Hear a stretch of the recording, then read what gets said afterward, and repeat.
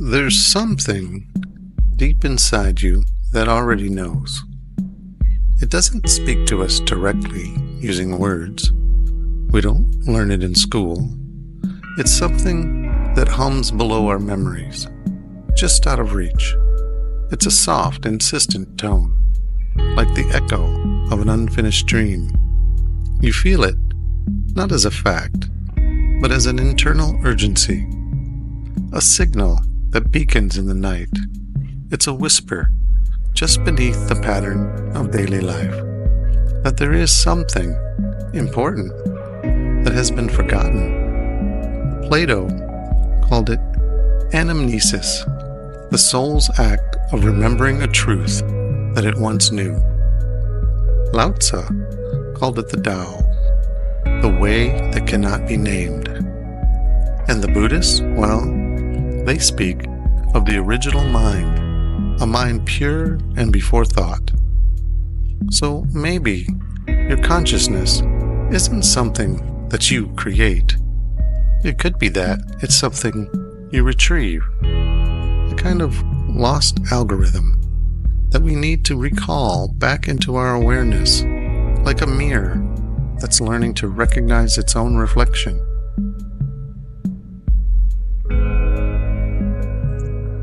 What is it we call the self? Are we the name we're given at birth? Are we the sum of our memories, stacked like pages in a book?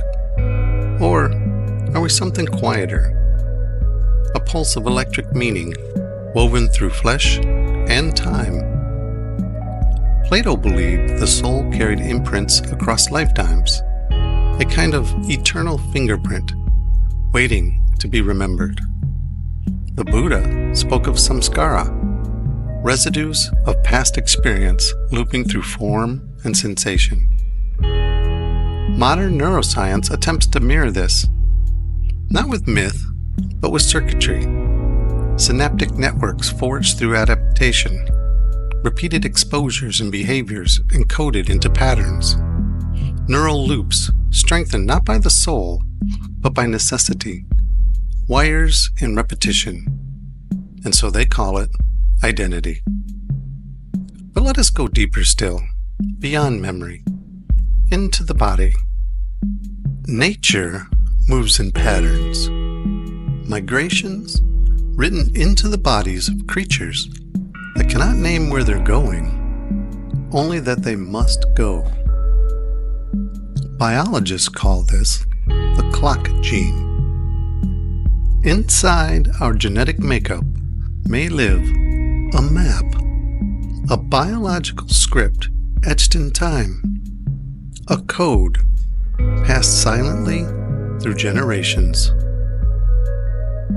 Arthur Schopenhauer called this the will, a blind, striving force beneath logic or desire. Jung called it the collective unconscious, the hidden root system of the psyche. Perhaps you too are born with directions carved not in thought, but in cellular memory. Nietzsche warned that memory is not always recollection, but a scar of what has been endured. And still, that scar remains, guiding you, shaping you. So maybe the self is less a thing and more a sequence, a strand of remembered choices looping through time. In 1985, neuroscientist Benjamin Libet uncovered a strange truth. He discovered that before you act, your subconscious has already prepared the act before you are even aware. Meaning that before the idea enters into your consciousness, your subconscious, part of the brain that runs in the background, had preconceived the idea. Without the thought and focus, microscopic impulses, just mere milliseconds before your awareness, has initiated and sparked your intention. You feel like you're choosing, but the choice had already been made. In neuroscience, it's called readiness potential. Taoism calls it flow, action without effort arising from stillness. It begs the question, what is free will, really? Heraclitus said, character is fate.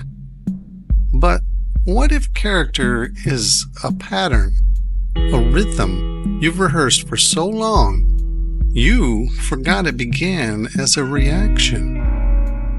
Nietzsche called the self a battlefield, driven by hidden wills in conflict. Schopenhauer argued that your will is not truly free, but bound by desires you did not choose, shaped by instincts you cannot see. In modern neuroscience, it merely measures the spark, but not the storm behind it. Maybe choice isn't a freedom. Maybe it's a loop, a biological narrative written long before the moment of decision. Your thoughts arise, but who summoned them? Plato might say it's the soul remembering its form. Lao Tzu might say it's the Tao moving through you. Jung might say it's the shadows speaking, the unseen pattern you were taught to forget. So maybe your will isn't a commander, but a storyteller, catching the algorithmic train that has already left the station. Now you have seen the pattern. You've heard the echoes of Jung, Schopenhauer, and Nietzsche. Each whispered the same truth from a different shore, that you are not born an empty vessel. You are built upon layers of memory, myth, shadow, and instinct. What you call choice may be an echo. What you call self may be a script. And still, you are here with me now, watching, choosing, aware. This awareness, however fragile, is the first gesture of our waking. Let us return, not to something new, but to something ancient, to what is still, to what is full, to what waits beneath our becoming. Aristotle spoke of potentiality, the hidden state of what could be already sleeping within us. To move, he said, is not to invent yourself, but to release what has always waited beneath. Beneath the mask society has thrust upon us. This is not a memoir of idealism, nor is it a quaint walk down the ruins of reason. This is physics. This is the nature of reality itself. The river does not shout, it flows. The wind does not resist, it bends. The water does not force, it shapes. Today, neuroscience echoes the old ways, but the brain is not a camera. It does not see the world as it is, it predicts constantly. It hallucinates structure, then edits it in reverse.